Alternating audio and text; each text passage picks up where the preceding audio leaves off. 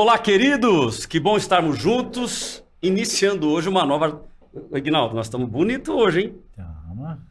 Chiques. Rapaz, é o famoso chique no último. Chique no último. Começando hoje o nosso primeiro programa, o nosso primeiro podcast do Movimento Influenciar. Então, a minha gratidão, a minha satisfação de ter a sua audiência. Lembrando a você que venha para o YouTube, você que está nos ouvindo pela Rádio Vida 96,5, venha para o YouTube, Eu Tô na Vida, nós estamos transmitindo em áudio e vídeo. Eu acho que você vai gostar, porque ó, ambiente novo, casa nova. E aí, Aguinaldo, como está se sentindo? Bom dia primeiro, né? E como é que você está se sentindo aqui? Bom dia, muito bem. E eu acho que vale a pena fazer uma menção da segunda-feira passada, quando a gente deu uma exposição do que era o movimento Influenciar, né? Para as pessoas entenderem. E esse aqui hoje a gente começa propriamente dito com os nossos temas, né? Pô, legal. Eu acho que então seria bom, Aguinaldo, a gente começar falando um pouco sobre o que é o movimento Influenciar.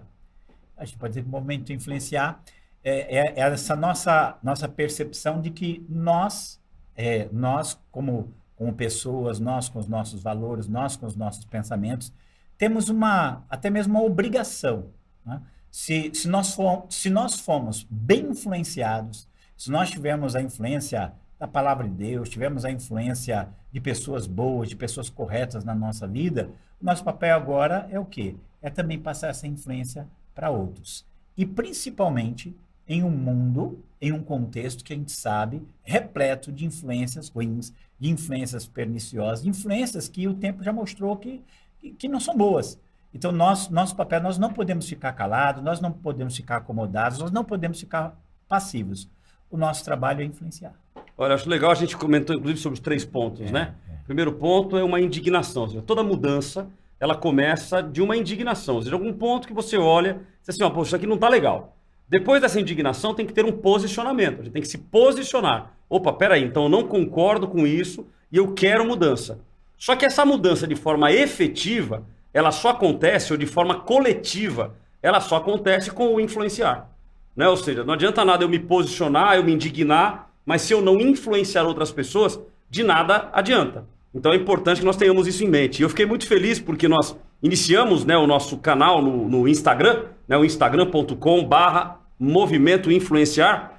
E aí um jovem entrou lá e disse assim, só entrei porque minha mãe mandou. Então eu quero dizer a este jovem que ele é muito bem-vindo, né? Todos os jovens que estão nos acompanhando é muito bem-vindo.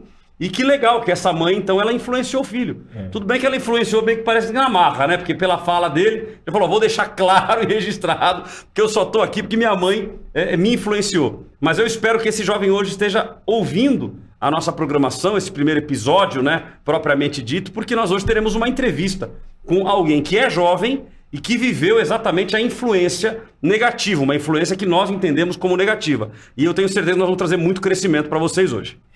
E eu queria começar, e aí onde a gente tem que estar atento, porque às vezes as pessoas pensam que a influência é daquela pessoa que, por exemplo, tem o governo na mão dele, ou aquela pessoa que é famoso no YouTube, que ele tem fama, que ele tem nome. Não, mas influenciadores somos todos nós. É verdade. Dentro da sua casa, com seus amigos, com seus vizinhos. E você pode influenciar muito mais do que você imagina. Às vezes você não influenciou mais porque você não se dispôs a fazer aquilo. Mas você pode mudar muitas coisas. E a gente pensa também assim, se você não influenciar através das coisas boas e valores bons que você tem, alguém vai influenciar para o outro lado. E aí, é verdade. Então, tem sempre alguém influenciando aqueles ao seu redor.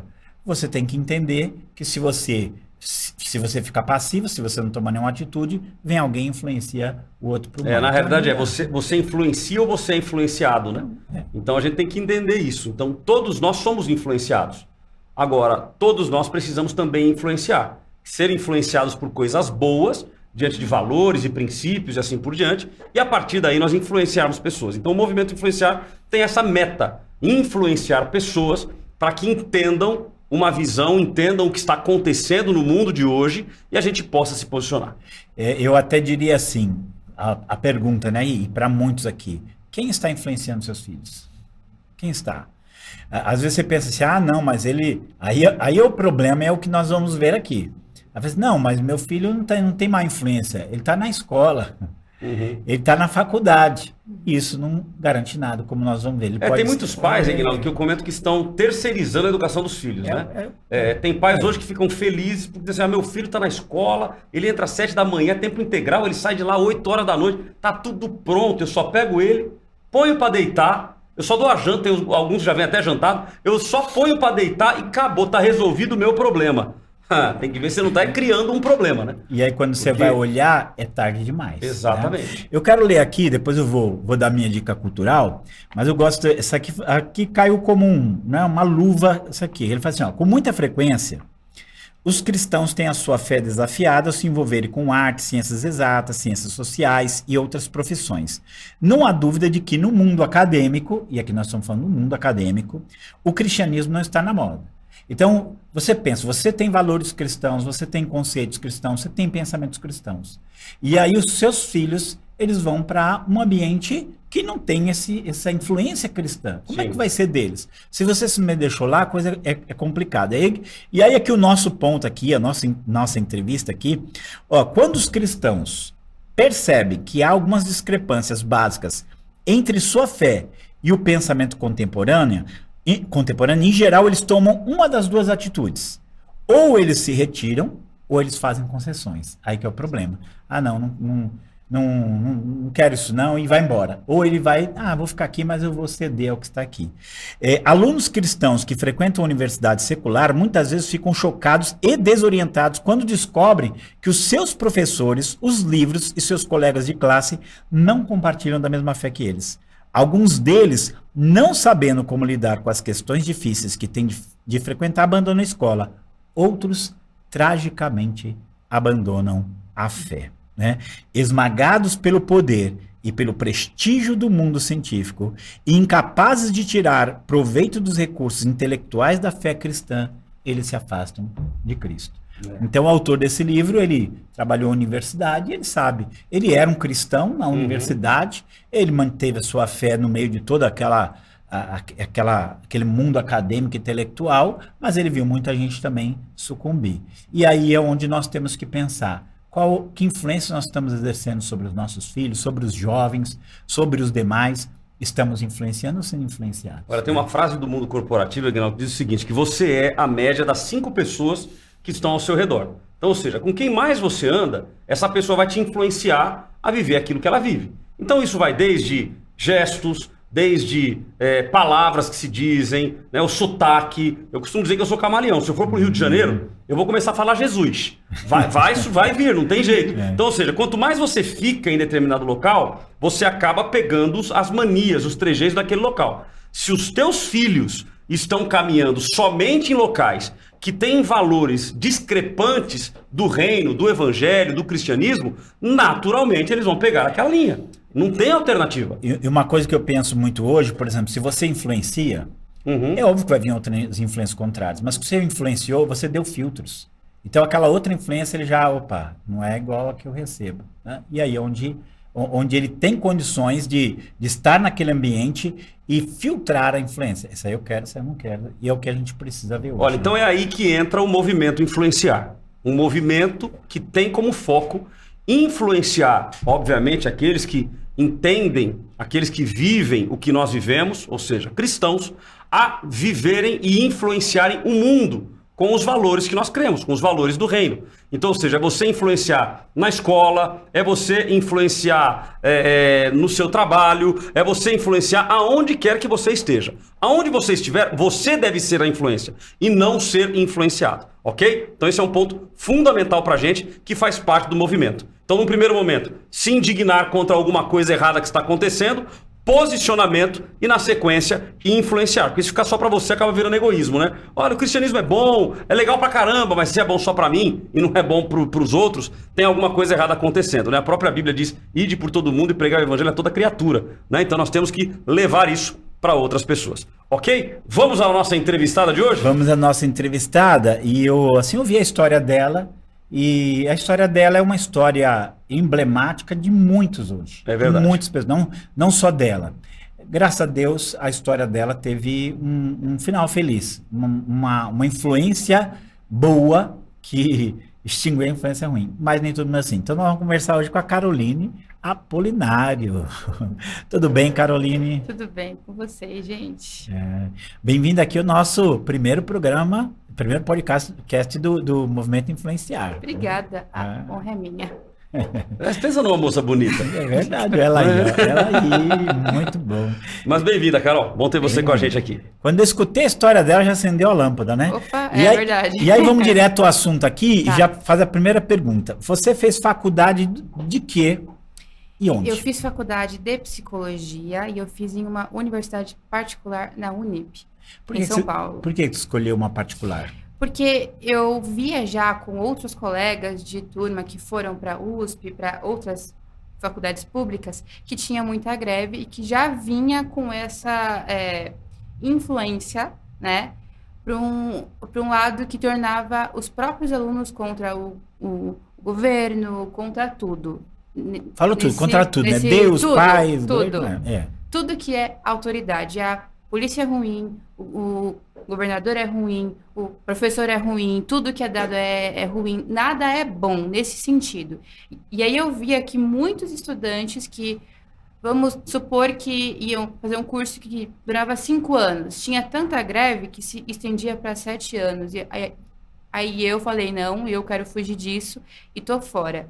Tinha capacidade poderia ter me formado na USP, que seria maravilhoso, mas por esses pré-requisitos que eu fui olhando de gente que fez medicina e que se formou 5 anos depois do Do período regulamentar, período né? normal, né? Uhum. Eu fugi dela. Eu falei, não quero ir para uma universidade onde eu, pelo menos, tenha o direito de falar, né? De ter a minha opinião, até porque De discordar, né? quando você paga, você tem um direito a mais. Quando você não paga, opa, peraí, você... É quando você paga, você pode reclamar, pelo menos, né? Quando você Pode. não paga, é faculdade pública. A pergunta é, Ah. deu certo isso aí? Não, não. A influência que você tentou escapar da Sim. universidade pública também estava na particular. Também estava na particular, inclusive por uma professora que fez a USP. Então, ela se formou na USP e aí ela dava aula, assim, na USP de manhã, só que de noite ela dava aula na universidade particular. Muito bom. E aí, a pergunta é, o que mudou? Quais foram essas influências que você recebeu? Como é que você começou a se comportar? Como é que foi Bom, de a início, história? eu já logo estranhei quando na aula de filosofia, o meu professor, ele virou e ele falou algo contra Deus, contra Jesus, e ele não falava nada contra mais nenhuma outra religião, nada contra nenhuma outra crença. O bicho ruim, digamos assim, era quem cria em Deus. Então, os autores que defendiam, seja a psiquiatria ou a psicologia, como Augusto Cury, porque ele tem vários livros bons que a gente pode não considerar científico, mas que ajuda muita gente a sair de depressão, de ansiedade. Muita gente que lê fala assim, me ajudou muito. E ele falava que esse livro era considerado livro de autoajuda. Só pelo fato do cara ter... Ter crença em Deus, né? Isso, só pela crença em Deus. Isso já me chocou, porque eu falei, como assim?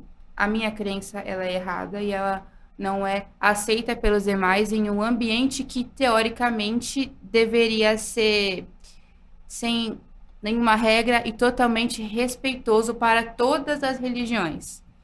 Todas, né?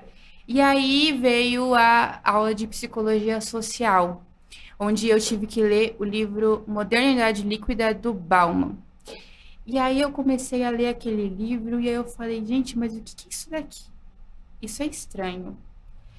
E aí eu comecei a ligar os pontos com a sociedade atual e aí eu falei, verdade, o cara tá certo. A nova geração, ela não é apegada em nada, tudo é fluido, blá, blá, blá. Beleza. E aí veio o conceito de minoria e maioria psicológica, que é do Levin, que eu até peguei aqui um conceito que eu tive muita dificuldade para entender. Por que maioria e minoria psicológica? Quem são cada um?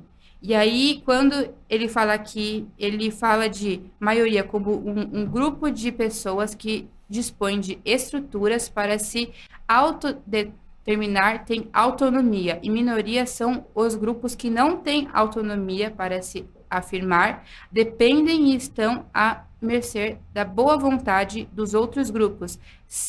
Seus direitos e autonomia ficam comprometidos. Ou seja, Interessante esses isso aí. grupos, eles são grupos que eles não têm poder. Não tem a ver com número de pessoas, com quantidade populacional. Tem a ver com a autonomia, com o poder que tal público tem que o outro não tem. Então, mas olha que interessante, porque dentro desse conceito, então logo, logo nós vamos poder dizer que o cristianismo é minoria. Porque ele Sim. não é uma minoria em termos de população, ele Porque não é, ele não é porque uma ele é minoria. maioria em termos Ele não é de uma minoria valor, nominal, certo? Mas se ele Sim. tem voz... mas se ele não tem voz, ele Exato. passou a ser minoria diante desse conceito. É. Mas eu só agora que lembrei uma vez um rapaz que ele teve um conflito muito sério, por quê? Sim. Porque dentro dessas minorias, quem estão? Estão as mulheres, estão as pessoas às vezes menos favorecidas economicamente, Os negros. Aí a discussão dele com o professor, todos eles são evangélicos. Mas aí eles criticam o cristianismo. Ele fala assim, mas as pessoas que estão dentro desse grupo são justamente essas. Então, através Sim. do cristianismo é que eles ganham expressão. Então eles acabam entrando num conflito com eles mesmos, porque aí o cristianismo é maioria ou é minoria? Né? Fica complicado, porque Exato. esses grupos Dentro estão lá. do Exato. conceito deles é considerado maioria e são os opressores. E esses são os opressores. Exatamente. Então, na realidade, passa a ser algo meio que travestido, né? Ou Sim. seja, se confunde o que é minoria e o que é maioria e acaba colocando o cristianismo como sendo o alvo do combate. Sim. Né? Eu me lembro que eu fui fazer a matrícula para pós-graduação em neurociência aplicada à questão de gestão e eu me lembro que a pessoa que me ligou, porque eles fazem uma entrevista prévia, né? É a pessoa que me ligou. Quando eu disse que eu era evangélico, que eu era cristão, ela já começou a fazer questionamentos e disse, não, mas será que o senhor vai se encaixar no curso? Porque aqui nós confrontamos, aqui para nós não existe criacionismo, para nós aqui é evolucionismo. Eu disse para ela com muita tranquilidade, eu falei assim, não, para mim não tem problema nenhum, eu estou num ambiente acadêmico, eu estou aí para aprender. Ah, mas o senhor tem certeza? Ou seja, você já percebe que eles querem Sim. te empurrar para fora. Do tipo, ó, cálice, né? Não, mas assim, lá em Natal, conversando com o pastor Natal, ele disse que ele entrou para o curso de sociologia. Ele disse que teve uma reunião especial para saber por que um pastor estava entrando no curso de sociologia. Não proibiram de fazer o curso, Sim. mas fizeram uma pressão muito forte sobre ele. Não, no meu caso também Sim. não proibiram, eu acabei sendo aprovado. Mas Na a minha pressão- turma tinham outras pessoas que também eram evangélicos e que acabaram entrando em confronto com a professora. Porque a Sim. professora dura, não deixava nenhuma margem.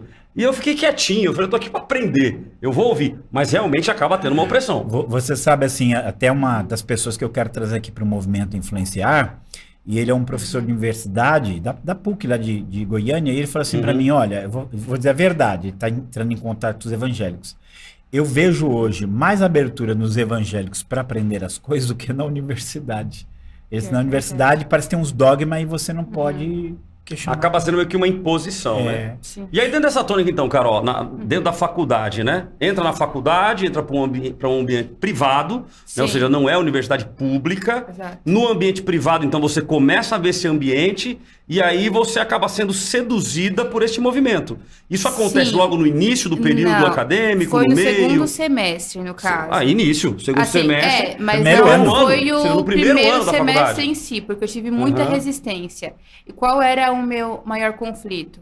Eu fui com essa cabeça de que eu estava indo para aprender. Então, por mais que eu não concordasse com o evolucionismo, com tal teoria, eu ia pôr na prova aquilo que o professor queria. Eu não ia pôr aquilo para minha vida, mas eu tinha que aprender aquele conteúdo. Fazia parte da grade curricular.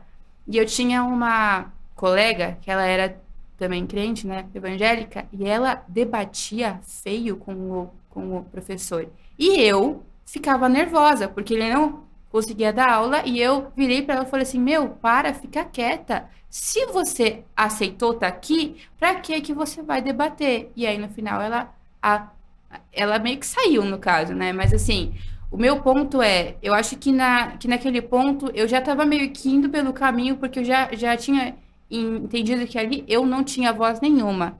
E que para eu passar de ano, para eu me formar, Você eu tinha que aceitar precisava tudo, se ajustar. aceitar e ponto. Então, você acha que essa sua, não vou dizer parcialidade, mas passividade, ao invés de eu confrontar, eu acabei entrando, isso pode ter sido também um gatilho que ajudou a você entrar Ajudou, nesse caminho? porque eu meio que fiz aquela força de braço, assim, com os professores e com os livros Mesmo na que época, internamente, Só que quando eu entendi que não adiantava, que a maioria estava ali, eu Você falei, cedeu. já foi. E aí eu cedi, tá? E aí eu fui me apaixonando pela realidade que esta professora de psicologia social, que ficou comigo 4 semestres, foi 4 semestres, isso mesmo, 2 anos. 2 anos, que ela passou para mim desse mundo, dessa psicologia social, que tá ali para defender quem? É essa minoria. Então ali você Ou vai... essa suposta minoria. Suposta minoria, que hoje em dia não é mais, mas assim, na época eu até poderia considerar, isso foi há muitos anos. Eu tenho hoje 26, eu me formei há 3 anos, eu tinha... Então se faz muitos anos pra ela, Ignaldo. Se faz muitos anos pra ela, Imagine. pra nós, o negócio tá feio. Porque eu tinha 18 anos de idade, né? Então, assim, pra mim faz um pouquinho de tempo. E aí, com o tempo, eu fui me apaixonando por esse mundo, ao ponto de eu procurar literatura, de eu me denominar de parte da esquerda. Eu procurei um grupo dentro da minha própria igreja que tinha os mesmos ideais, então eu fui conhecendo os candidatos e tudo mais, eu fui mergulhando nesse mundo. Então esse era um ponto que eu ia perguntar, porque a gente até então, a Sim. gente tá falando e tal, e pra quem tá ouvindo pode ficar meio que na teoria, tipo assim, mas do que eles estão falando, né? Que ideologia é essa? Então a ideologia é uma ideologia de esquerda. Sim, voltada para a esquerda. Ou seja, você Totalmente acabou de se esquerda. tornando talvez uma militante, você diria assim, não? Eu não me tornei uma militante total, porque eu não fui para as passeatas. Mas parcial foi. Parcial eu fui, porque eu debatia, inclusive dentro da minha própria família, com meu pai, com meu avô, com meu tio, com qualquer pessoa, eu pegava e falava assim, não, porque é isso, porque é aquilo. Desse jeito assim, nervosa? Era mais que isso, inclusive. E aí, porque eu me sentia oprimida. Como se aquela pessoa, ela estivesse me atacando. Eu não conseguia mais ouvir as pessoas que fossem opostas a mim. Tá, mas em algum momento na faculdade foi dito isso pra você? Ou seja, olha, se alguém for contra isso, Ninguém você falou. tem que se posicionar? Não, Ou ninguém seja, falou. então por que da minha pergunta, Ignaldo? Sim. Porque pode, ou seja, a condução é de uma forma tão Sutil. sutil que a pessoa se torna um defensor, se torna um confrontador sem nem perceber. Não teve uma ordem delegada, ó, faça assim. Mas quer ver algo que é perceptível, falando, a gente vê, é como se fosse uma conversão a uma religião, a um determinado conjunto de crenças. Né? Esse é o conjunto de crenças e eu me converti a esse conjunto de crenças. Você se sentiu assim? Como se você estivesse defendendo Sim, tanto que qual foi o ponto, assim, que eu meio que percebi que eu tava um pouco fora do caminho? Primeiro, quando esse mesmo grupo dentro da igreja, na época, no Facebook, começou a me chamar, de uma forma de brincadeira, como comunista de iPhone. Quando eu ouvi aquele termo, comunista de iPhone, eu falei, como assim comunista de iPhone? Eu tenho um iPhone, eu tô defendendo uma sociedade que é totalmente igualitária. E eu tenho um iPhone, moro nessa casa, tenho tal carro, estudo nessa universidade, tenho tal qualidade de vida, e eu vejo pessoas perto de mim que têm menos de 1/3 do que eu tenho. Qual é o sentido? Então, se eu realmente quero ser comunista, ser socialista, defender X valores, então eu preciso vender tudo que eu tenho, sair de casa e viver igualzinho a todo mundo. Aí eu vou estar sendo coerente. Foi nesse ponto. Do contrário... Não faz sentido. Só que mesmo assim, não foi o ponto-chave para eu mudar. Mas foi um começo. Foi o início para eu pensar, pelo menos. Deixa eu só citar uma frase aqui do Georg Lukács, que é um dos teóricos do marxismo cultural, que ele, para ter ideia, o pai dele não era milionário, o pai dele era bilionário, o pai dele era banqueiro, e ele foi pro lado comunista. No Sim. comunismo não tinha? E uma frase dele era assim: você não pode apenas aderir ao marxismo, você tem que se converter a ele. Então você percebe assim que a mentalidade dele era uma conversão. E aí o fenômeno dela é um fenômeno muito comum, porque a maioria das pessoas que defende as ideias dela defende uma ideia que ela não vive, que não tem Exato. nada a ver com a realidade dela. E que ela também, a realidade real que ela diz defender e diz representar, nunca é a dele. Isso, e eu falei, isso já começa em Karl Marx, que o Marx era burguês mesmo. Então, isso que eu ia falar, principalmente na ponta Sim. deste movimento, porque não tem como a gente também não chamar de um movimento. Ou seja, é um movimento que causa conversão de pessoas para viverem algo que eles mesmos não vivem. Não vivem. Tem uma frase, vou pegar outra frase, que eu vou lembrando as frases do Alain Besançon, que ele fala assim, que o proletariado nunca tomou o poder. Quem tomou o poder é a seita ideológica que fala em nome dele. A gente pode dizer assim, que a minoria nunca tomou poder. Quem toma o poder é uma minoria, é uma seita ideológica que diz estar falando em nome dessas minorias, né? Porque a hora que você encontra uma mulher que discorda deles, um negro que discorda deles, ou qualquer outra minoria que discorda deles, aí eles excluem essa pessoa, porque, Exato. na verdade, ele não é a condição social, não é o sexo, não é nada disso, não é a pele, nada disso. É a ideologia. Se você professa minha ideologia, você está do meu lado. Senão, você não interessa de onde você é que você não está, né? É por aí. E esse foi o ponto que, na época, eu ainda fui parando para analisar. E como que eu comecei a pensar? Peraí, vamos lá. Não é que eu não pensava. Eu pensava só por um caminho, só com aquela lente nos meus olhos, tá? Tanto que eu lia só Carta Capital e essas imprensas que demonizavam tudo que era de direita. Então, tudo que era de direita... Qualquer discordante, né? Tudo era errado. Aí eu comecei a olhar e falei, peraí, tem algo de errado. E qual foi o ponto-chave para mim? Quando em um almoço de família, eu comecei a discutir mesmo com o meu tio mesmo, e defendendo o Lula, a esquerda, isso e aquilo, pá, e ele vinha pra cima e falava, e aí teve hora que o meu pai falou assim, filha, caminho errado, você tá passando dos limites, uma coisa é você expor as suas ideias, eu sempre tive liberdade para pensar aquilo que eu quero, para falar e para expressar. O que eu não posso é desrespeitar o outro. A partir do momento que eu desrespeito o outro, tem alguma coisa de errado.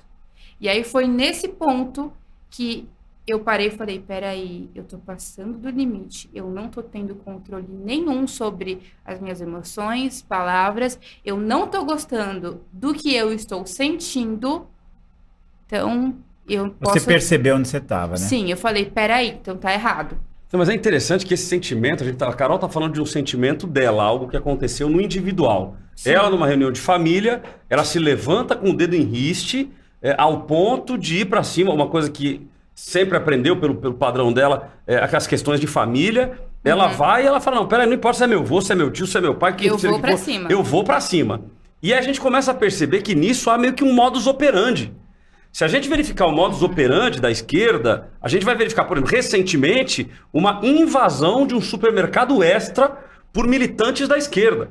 E não é um protesto pacífico. Não é um protesto de simplesmente dizer o seguinte, olha, estamos aqui, ainda que vestido de vermelho, pouco importa. Tô vestido de vermelho, não concordo com isso, eu vim aqui para fazer o meu protesto. Não, é fogo em pneu. Vidro de loja quebrado. Vidro de loja quebrado, é banco quebrado. Então, ou seja, me dá a impressão, Ignaldo, que essa postura da Carol, ela é um padrão. Um padrão que vai sendo construído. Ele é um padrão porque se torna eu vou usar uma palavra específica, tá? Porque se torna um sentimento de vítima. Então, eu sou a vítima e o resto vítima da sociedade. Das pessoas vítima são da sociedade. Soldados que querem me matar, que querem me torturar, que são militares. E eu preciso de alguma forma gritar. Que lá atrás dominaram, fizeram aquela ditadura e todo mundo que foi contra foi torturado. Mas eles não param para pensar. É errado tortura e violência, concordo. Mas se só prendessem, ia falar a mesma coisa.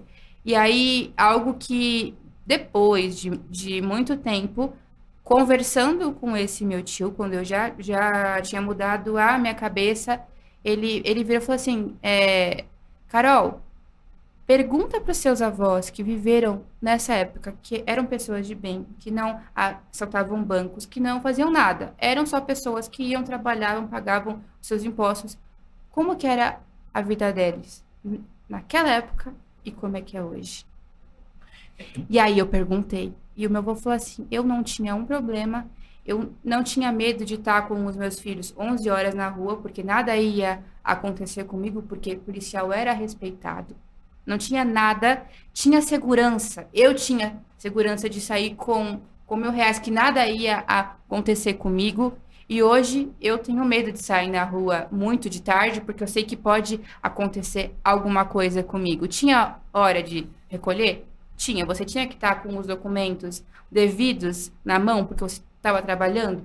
Sim, concordo que hoje os dias são diferentes, mas o modo como é tratado na literatura e na história, na própria pras história, crianças, é diferente de como foi a realidade. A impressão que eu tenho é que essas pessoas de lá atrás retratam como se fosse algo pavoroso, mas quem realmente viveu aquela época fala que não foi. Mas aí vem uma observação, né? Quem viveu aquela época? Todos viveram aquela época, essas pessoas Sim. que falam. Só que essas pessoas que hoje criticam viveram devido à questão de quererem confrontar o sistema, achando que era uma minoria. Por Achando que era uma terrorismo, minoria. com terrorismo... E acabavam executando terrorismo, né? Claro que nós não estamos aqui defendendo ditadura, não é nada disso. Até para que fique claro. Sim. Mas é importante a gente perceber a mudança de valores, né? Não, Porque eu olhar a história dela, sim, porque ela aprendeu que era de um jeito e quando ela conversou com pessoas da época, viu, não era Opa, não era assim, não era assim. Que nunca, ditadura militar, Deus que me livre, aquela coisa. E aí, quando eu percebi que não era, e que hoje, eu não tenho aqui, mas eu sei que existem autores que retratam a época como realmente foi. Foi assim, assim, assim, assim, assim. Só que então, mas esses vão ser caracterizados como negacionistas. Exatamente. Ou seja, não, eles são como negar a ditadura, como, que absurdo, né? Exatamente, como livros de resistência, inclusive hoje, tá? E, inclusive, é o seguinte, eu não fui a única influenciada na época. Esse que eu ia perguntar, teve mais? Teve mais. Todos os estudantes foram. Olha, fato curioso. Não teve gente que escapou, você lembra? Minha mãe escapou. Deixa eu explicar. Eu fiz faculdade com a minha mãe, gente. Por incrível que pareça. Nossa, como que você conseguiu fazer faculdade com ela? Eu me matriculei na faculdade, fiz o vestibular e ela sempre quis fazer psicologia. Só que eu tinha a mínima ideia que ela queria fazer psicologia, tá, gente? E ela virou um dia, uma semana depois que eu tinha me matriculado e passado na universidade, ela, filha, você se incomoda se eu fizer na mesma universidade e no mesmo horário? Falei, não. Porque eu nunca tive vergonha dela. Aí é bom demais, né? Porque aí a mãe cola da filha, a filha cola da mãe, aí é uma maravilha, né? Não chega tanto? Não chega tanto, não. Aí não. Mas assim, e ela fez comigo. Só que ela participou das mesmas aulas que eu. Ela estava nos mesmos ambientes. Só que qual foi a diferença? A minha maturidade, a minha experiência de vida e a dela. Então, o que eu vejo? Ela passou por isso, ela resistiu, ela foi uma estudante pacífica? Sim. Ela nunca confrontou os professores de brigar, de bater boca? Não. Ela só colocava na prova aquilo que eles queriam. Mas a cabeça dela já estava formatada. Estava blindada, Mas assim, agora vendo aqui tudo esse nosso ideia no movimento influenciar é justamente que essa é a dor que eu tenho no coração. Fala assim, a dor que eu tenho no coração. Para mim, os alunos hoje eles são vítimas, gente. Eles são vítimas de pessoas que querem manipular a mente deles. Sim. Ele não consegue fazer isso com o adulto. O adulto que já amadureceu, já tem filtros maiores, ele, opa, isso não vai. Aquela pessoa que está começando ali, eu vou falar assim, em algum momento a gente tem que entrar nisso, você tem toda essa discussão hoje de ideologia de gênero, eu acho uma maldade você pegar uma criança ou uma adolescente que ainda está formando a sua mentalidade, ela é psicóloga, ela sabe, e você sujeita ela à influência de ideias que nem são ideias corretas, ideias que para uma pessoa adulta já é complicado e simplesmente coloca isso lá.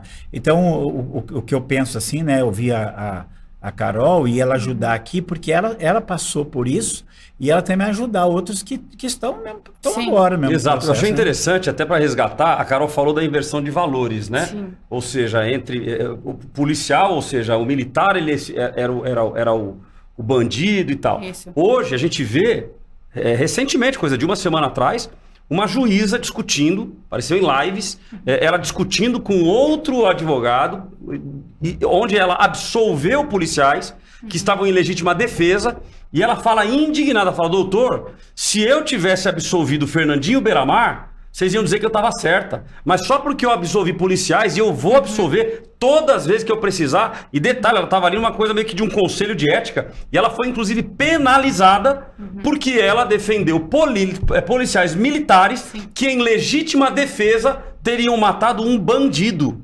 Mas eles encaram dizendo o seguinte, não, peraí, o bandido, ele é a vítima da sociedade. Não é o policial. Então, quer dizer, e a família do policial? E o próprio policial? E aí hoje nós temos policiais que têm medo de exercer a sua própria profissão. Eu acho que a colocação que ela fez no começo é muito boa. Toda essa ideologia, todo esse pensamento, ele atinge todas as autoridades. Começa atingindo Deus, depois vai atingindo o Estado, vai atingindo o Estado se não tiver do lado dele, né? Aí os pais e aí qualquer pessoa. Então ele é uma espécie de um espírito de rebelião. A gente pode dizer isso assim, ele vai instigar a rebelião contra tudo e contra todos que for possível. Mais ou menos por aí, né? Ou seja, vira uma anarquia, né, na realidade, né? A sociedade que é o vira que a uma gente anarquia. vê, que é o que a gente vê, é o que a gente acaba presenciando. Mas, assim, ainda tem algumas perguntas, mas eu queria que assim, ouvir um conselho seu. Então, eu espero que muitos jovens possam escutar a sua fala, e se você fosse dar assim, um conselho para eles, depois de ter vivido o que você viveu, né? Me diga. Não, acho que ainda tem uma coisa aqui para perguntar, né? Porque ela contou um pouquinho do processo, mas e aí, para se libertar desse negocinho? Bom, aí vamos lá. Depois que eu explodi, basicamente, que eu pus para fora toda a raiva, todo o sentimento de opressão que eu sentia, o meu pai me chamou para conversar. E eu fui na força do ódio, porque eu não queria conversar. Eu falei, o quê? Eu falar com você porque você quer ir contra mim, blá, blá, blá, blá. E aí ele falou assim, ó, aqui é conversa. Então, a conversa tem um que fala, tem o outro que escuta. E cada um tem a sua hora. Falou assim pra você. Tipo assim, vamos pôr regras, porque eu sempre fui muito prática. Então, comigo é assim, se eu tenho uma regra, eu vou seguir aquela regra. Eu não vou sair daquela regra. Então, ele já sabia de como eu funcionava. Beleza. Ele começou a pôr pautas que eu já vinha pondo e a gente discutia, debatia em um tom de respeito. Sempre. Então, eu falava. Quando ele ia falar de início, o sangue subia. Quando o sangue subia, eu ia interromper ele. Eu te ouvi, agora é hora de você me ouvir. Aí eu ficava quietinha na força do ódio de novo. E isso foram várias e várias e várias conversas. O que essas conversas e essa paciência que ele teve fez comigo? Fez com que eu pensasse um pouco. Fez com que eu conseguisse ouvir um pouco. Beleza, você ter as suas ideias / convicções. Mas se você passa em um ponto que você não ouve o outro, que se você ouvir, você se sente atacado e você ataca o outro, tem algo de errado aí no meio. Então, essas conversas foram fazendo a minha mente mudar. Mas um ponto muito interessante, eu sou muito teimosa. Então, para eu mudar de opinião, você tem que ter argumentos muito sólidos. Então, eu não só ouvi ele. O ponto foi, eu ouvi e eu fui atrás de várias informações via internet. Seja de livros de autores que eu citava, seja de pessoas que eu usava como representantes para ver se a fala dele tinha realmente sentido ou não. Porque se não tivesse, eu ia falar, ó, aqui a prova, ó, tô certa.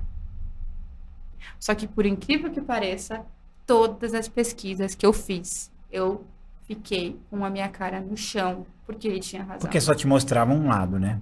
Exatamente. Então, aí que vem o ponto que eu posso falar para os jovens. Quando vier uma informação para você, que seja uma leitura. Você que está hoje no ambiente acadêmico, você vai pôr aquilo que o seu professor precisa ouvir ali, porque é aquilo que ele está ensinando, aquilo que aquele autor defende. Até aí tudo bem. Agora, se você for levar para a sua vida, pesquisa bem quem é aquele autor, o que ele defende, o que está por trás daquela literatura, tá?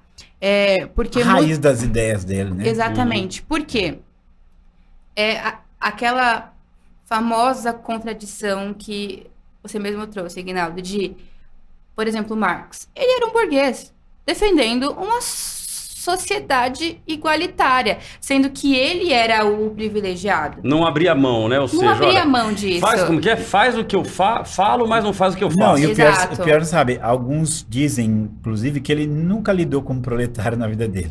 Que o proletário Aí para não ele faz era sentido, eu entendeu? digo assim, né? Eu digo nos meus livros assim, que é uma ficção filosófica que Exato. ele criou. É isso aí. Porque Exatamente. ele nunca viveu, nunca soube que é a vida de um deles. Sim. Nada. Então, mas E é aí, impressionante quantas pessoas ele cativou e ainda cativa com essa ideia. Né? Foi influenciado por coisas que hoje você olha assim. Você... Ou seja, ele realmente foi um influenciador, não Foi. tem como negar. Tanto que Pro eu mal, mas tinha foi. até um mês atrás, eu acho, livros baixados aqui no meu celular, porque quando você tem a Apple, você tem a nuvem, então fica registrado. De Bauman, de Marx, eu tinha vários livros que eu lia, gente, vários livros, porque aquilo era a minha verdade. Quando eu olhei recentemente, eu deleta, eu até posso usar um dia como algo de, sei lá, referência, ideia e tudo mais, isso de boa. Mas assim, para esse momento, não encaixa, porque eu sei o quanto aquilo são mentiras. É uma... Sabe a ilha Você experimentou aquilo, né? Sabe a ilha da fantasia? É. Pra mim é isso. É um mundo ideal que a gente viu várias sociedades que dão errado. Que a gente hoje em dia vê pessoas da Bolívia, Venezuela, que fogem dos seus países Cuba. para vir pro Brasil, porque lá eles não têm dinheiro para comer um frango. A marca de pasta de dente, papel higiênico, tudo Básico, né? é regrado para todo mundo igual. E o material que eles estudam, as crianças, eles têm que... É um único material com a ideologia, colocando o seu líder como... Salvador. Esse é o Nada, tema. assim, não querendo ser polêmica, mas muito parecido com o que... Gente, agora esqueci o nome, tá vendo? Também, quando você tenta Alemanha, lembrar- quando você Alemanha- Hitler. Hitler fazia nas escolas para os alemães. É que tem Tinha muito um isso. livro que aqui tava tudo assim. Então, assim, é literalmente isso que pode acontecer no nosso país e que a gente precisa evitar. Então, mas olha que interessante, né? Porque se o mundo inteiro pudesse ser realmente igualitário, olha que coisa bonita. Sim, Né? Todo seria mundo tem uma maravilhoso. renda, todo mundo igual. Mas a gente sabe que isso é uma utopia, isso não Que existe. e é o E pior. não vai existir em lugar nenhum do mundo. E que isso só é possível com um totalitarismo. Sim. Ou nem com um totalitarismo, porque Nem os com totalitarismos não criaram. totalitarismo. Mas assim, ele apela para uma... me dá mais poder que eu consigo, me dá mais poder que eu consigo. Sim, me dá só mais que aí, poder. detalhe, a hora que ele consegue, ele também vai viver igual aqueles que ele está dizendo que é pra viver? Não. A história, Não vai, a história não é isso. A vai. história é a Revolução dos Bichos. Essa aí, quem leu Revolução dos Bichos já sabe. Tá aí a Venezuela que não nos deixa Que mentir. Não né? deixa Sim. mentir. Agora, falando da Ilha da Fantasia, eu pensei assim, o Karl Marx é o Ricardo Montalbán e o Engels era o Tatu, né? Que eram dois ali. É verdade. É isso mesmo. É verdade. Mas se tem alguma coisa, mais algum conselho para os jovens? Para os jovens, bom, Que eu quero fazer mais umas perguntas aqui. além de você buscar a verdade, busca a verdade. Busca a raiz de tudo. É algo que eu aprendi. Muitas vezes foi que eu só pegava aquela informação, pegava para mim, e o questionamento que eu aprendi na faculdade, que eu tinha que fazer com os cristãos, com o povo da direita, disso, daquilo, eu não fazia com aquela informação que chegava em mim. Então, esse é o maior erro. Se você quer realmente defender essa teoria, essa ideia, vamos para o mundo das ideias, tá? Então, busca a informação do lugar certo. Seja com a esquerda, com qualquer conceito. Busca a raiz. quais são os pontos positivos, quais são os pontos negativos. Quem foram aqueles que levantaram essas ideias ou que defendem essas ideias? Exatamente. Se esses que defendem essas ideias, eles vivem exatamente aquilo que pregam, né? Qual foi a história, a história dessas ideias que é hoje que não se fala mais? Não eu, fala. eu dei aula de história para o Fundamental 2 e havia um material pronto que é hoje que você tem, né? Sim. Gente, eu olhava assim, eu conhecia a história e falei, gente, mas aqui não fala nada das pessoas que foram mortas no comunismo, nada dos gulags, nada do que aconteceu. No livro de história não tem. Aí eu pegava um monte de história, olha, vocês vão ver aqui, ver essa história aqui, e os alunos iam lá e liam. Mas assim, ou seja, Não mesmo fala. no meio, domina ali o meio acadêmico, aí manipula a história, manipula uma série de coisas, né? Mas eu acho que eu acrescentaria aí também, Aguinaldo, o fato de, além de a pessoa buscar a raiz daquele pensamento específico, dê espaço ao contraditório. Para Sim. qualquer pessoa, Pode busque o sim. contraditório. Vai buscar para saber se uma outra pessoa que tem uma outra visão também não tem argumentos tão sólidos que vão te levar a entender que aquilo que você está vendo é errado. Sim. O problema é quando as pessoas se fecham. Não, peraí, a minha linha é essa aqui, ele não quer nem saber o que é o outro lado. Então você quer saber? Desmascara o outro lado. Sim. Agora deixa eu já entrar em outras perguntas aqui, que é que nessa história toda aqui tem um fato interessante, né? A gente vê assim que o pai da Carol teve uma participação muito grande, né, nessa mudança da mente dela. Ou seja, ela recebeu uma influência na faculdade e a influência do pai foi muito positiva nesse aspecto. E o pai dela está aqui, que está aqui conosco. Por isso que eu achei a entrevistada de hoje linda. Cláudio Apolinário está aqui com a gente e ele foi esse pai, né? E aí eu acho que também a gente pensar que a primeira influência é essa mesmo, é que está ali no nosso lar. E às vezes por falta, falha nossa, né? A gente acaba não influenciando. E eu queria perguntar o seguinte, quando foi que você percebeu assim, essa influência esquerdista na sua filha? Né? Foi só nesse momento que ela, ou você já vinha de longe, opa, tem uma coisa diferente? Não, na verdade eu já vinha, né? A Carola tem 2 problemas. Tinha, na época, 2 problemas, né? Além dessa influência da esquerda, São Paulina. Né? Não, Então isso calma, já era. peraí. Isso já era um o São problema. Paulino até hoje permanece, né? graças Então, a Deus. esse nós não conseguimos libertar ainda. Essa religião ainda não mudou. É religião. Falsa, né? Né? Mas é natural, a gente como pais, a gente vai percebendo. Só que eu sempre tive uma criação com eles, uma criação muito tranquila, uma criação... a frase-chave nossa, quando eu via que alguma coisa estava errada, era caminho errado. Quando eu dizia caminho errado, ele já, peraí, já levava eles à reflexão. E eu tive uma característica, Ignaldo, de criação, de que eu nunca bati nos meus filhos. Eu brinco que quem batia era Elisângela. Era minha mãe. Né? Eu nunca bati. É que ele terceirizava. Vírgula. Não, vírgula. Na realidade, o meu bater pra eles, tanto que eles comentavam dizendo o seguinte, você é melhor apanhar da minha mãe do que conversar com meu pai. Era pior. Porque a conversa, pra eles, era mais doída. Eles falavam, meu Deus do céu, meu pai chamou pra conversar, lascou. Quando eu passava no quarto, assim, ó, caminho errado, espero vocês no quarto, lascou, já virava um alvoroço. E aí eu sempre fui dessa do diálogo. Então a gente vinha conversando, obviamente, eu vinha percebendo isso. Mas esse dia que ela falou foi emblemático, porque e tão emblemático que eu me lembro do dia. Eu me lembro da cena, eu me lembro da posição da mesa. Ela se levantou, ela empurrou a cadeira para trás e só não foi para cima do meu irmão porque estava do outro lado da mesa. Mas ela foi discutindo, eu não aceito, porque não sei o quê, porque as minorias e tal. E o meu pai ficou assustado, meu pai ficou olhando e falou, Carol. E eu peguei e falei, pode parar, caminho errado. Depois nós conversamos. Ela sentou, como diz ela, né, no ódio. No ódio. Né, no ódio. Não quero. Sentou, assim? Travou. E aí eu tive que chamar para uma conversa. Sim. E obviamente que nesse primeiro momento foi necessário a autoridade paterna, né? Ou seja, olha, filha, vamos lá. Se nós não conversarmos com respeito, com educação, nós vamos bater boca. E eu não vou bater boca com você. Por uma questão de princípios. Eu não te eduquei para isso, eu não te eduquei assim. Então vamos combinar? Você fala o que você quiser, eu vou te ouvir. Só que depois que você falar, é a minha vez. E nós vamos revezando. Tudo bem? Tudo bem, ela concordou. E aí vinha realmente esses momentos, né? Momento que ela levantava e falava, opa, peraí. Nós não combinamos? Então, o princípio de civilidade é isso, não é isso? A gente conversar, a gente organizar. Ok. Dentro dessa tônica, eu fui conversando, fui me alinhando com ela e eu incitava ela a buscar o conhecimento. Falei, Carol, vamos lá, ó, você teve então essa visão. Isso te contaram na escola. Dê a chance ao contraditório. Então vai buscar a informação. E ela começou a fazer isso. Ela ia para a internet, ela buscava, ela pesquisava e tal. E um dos grandes momentos que para mim eu falei, caramba, agora entrou, agora engatou, ela entendeu, foi quando ela me disse assim, falou, papai, o senhor é o único que eu consigo conversar. Eu falei, caramba, peraí, então eu acertei na veia.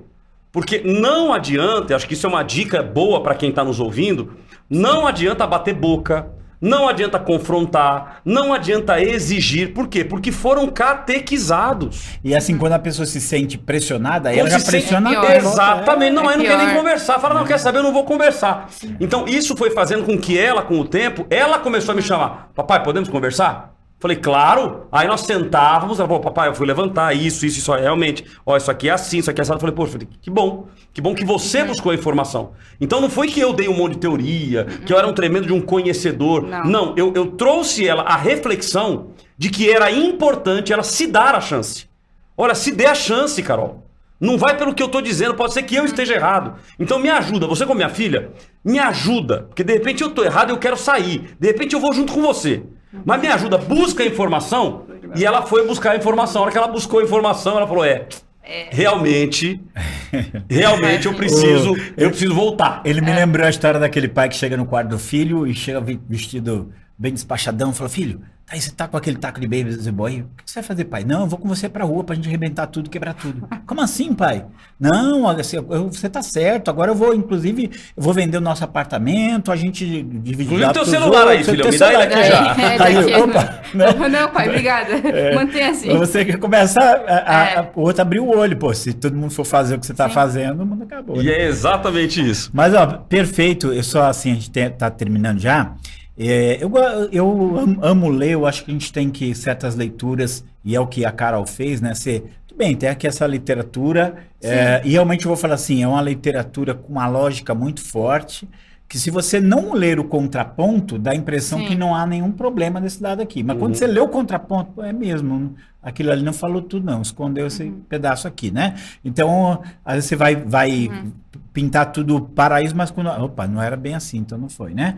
Então, assim, um livro que eu trouxe até aqui, citei ele, né? De todo o seu coração, pensando como cristão no mundo pós-moderno, que é do Jan Edward Weiss, que ele vai falar sobre justamente a vida na universidade. E uma das coisas, assim, é porque era a mãe dela, não se uniu, né? Mas uma coisa muito legal que ele fala, porque ele fala tudo baseado no livro Daniel. Porque Daniel estava em uma cultura completamente oposta à que ele vivia. Quer dizer, ele trouxe aqueles valores lá da terra deles, os pais, tudo, para aquela nova cultura, aquele novo contexto cultural. Mas o que ele faz? Ele pega os amigos dele, ele orava com os amigos dele, conversava com os amigos dele, que pensavam como ele, para poder resistir àquela pressão cultural que ele vivia. Claro, aí você vai amadurecendo, você ganha mais resistência. Mas o ideal, assim, se você está na universidade, é todo mundo esquerdista, procura os que não são e fica junto deles. E vai conversar com eles, e é assim que as coisas vão caminhando, né? Agora, você sabe qual que é o livro hoje mais lido, né? Qual é? Instagram. Esse é bom. É o feed do Instagram. E detalhe que o feed do Instagram, ele normalmente vai pro caminho que você clicou. O algoritmo, ele vai lá e ele já junta. Então, normalmente o que as pessoas têm feito, e esse é um grande erro, as pessoas só clicam naquilo que agrada. E automaticamente não vê o outro lado. Clique em um do outro lado, e a hora que você clicar, vai descendo no feed e certamente você vai encontrar muita informação que vai te ajudar a repensar o seu ponto de vista. Então, o meu conselho, nós estamos chegando ao final do nosso primeiro movimento Influenciar, né? Nesse novo formato. O meu conselho a todos os pais, e aí falando agora como pai, não brigue, dialogue com seus filhos. Traga os seus filhos para perto, porque do contrário, você vai afastar e o outro lado vai abraçar. Vai abraçar e ainda vai dizer pra ele, tá vendo? Ó, sai da sua casa, eles são opressores. Poxa, é verdade, meu pai tá me oprimindo, minha mãe tá me oprimindo. E aí não resolve o problema. O diálogo é o melhor caminho para influenciar. O diálogo e a conscientização. Se nós conscientizarmos, certamente nós vamos ter um grande resultado. E deixa ela dar, tem uma dica cultural. Eu trouxe então, rapidamente, Carol, nós temos Já um fica minutinho para finalizar. Que a minha tia, ela me indicou, que é a Revolução dos Bichos de George Orwell.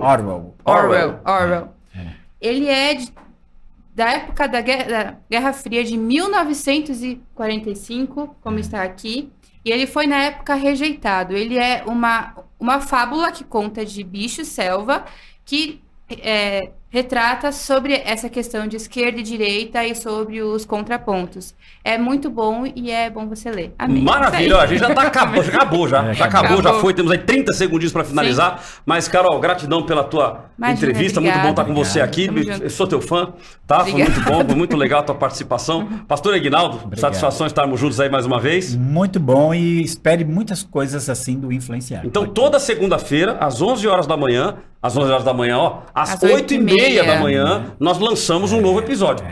Toda segunda-feira. Então, participe conosco. E aproveita e nos siga. Tá tanto no YouTube quanto no Instagram, Movimento Influenciar. Ok? Deus abençoe vocês. Deus abençoe, pastor. Deus abençoe. Deus abençoe, Carol. Até a próxima. Amém. Até a próxima.